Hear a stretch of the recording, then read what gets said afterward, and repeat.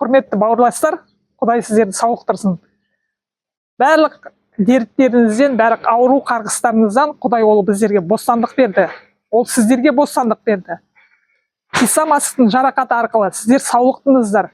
Өйткені осы киелі кітаптағы жазбалардың бәрі Құдайдың уәдесі. Бірде-бір адам Құдайға келген осы киелі кітапта. Олар жауапсыз кеткен жоқ. Олар саулық алды.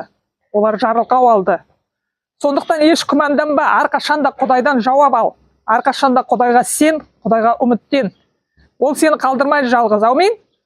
Мына Петрдің бірінші хаты киелі кітапта. 2-ші тарау 24-ші аятта былай жазылған.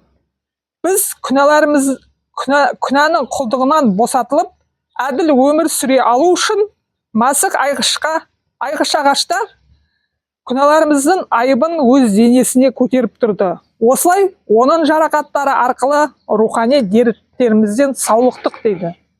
Біздерге Құдай мәңгі бақи саулық беріп қойған. Біздерге Құдай шынайы саулық берген. Өйткені адам жасай алмайтынды, дәрігерлер жасай алмайтынды Құдай жасай алады. Ол біздерді ақтап алды, ол біздерге саулық берді. Құдайдың құдіреті шексіз біздің өмірімізде.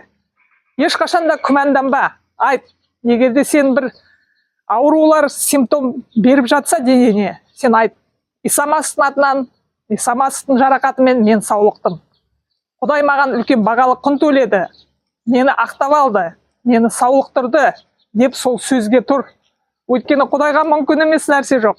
Құдай ол біздерге қуаныш сыйлайтын Құдай. Құдай біздерді әрқашанда құшағын жайып, құшағына алатын Құдай. Ол біздерді ешқашан жалғыз тастамайды. Ешқашанда ойлама, мен жалғызбын, мен ауырып жатырмын, маған кім көмектеседі деп, саған Құдай көмектеседі.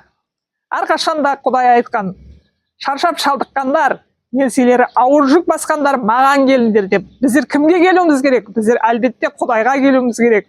Біздің жаратушы иемізге келу керек, бауырластар. Әрқашанда қуанышта болыңыздар. Әрқашанда егерде басын ауырып тұрса, айт, менің басым ауырмайды.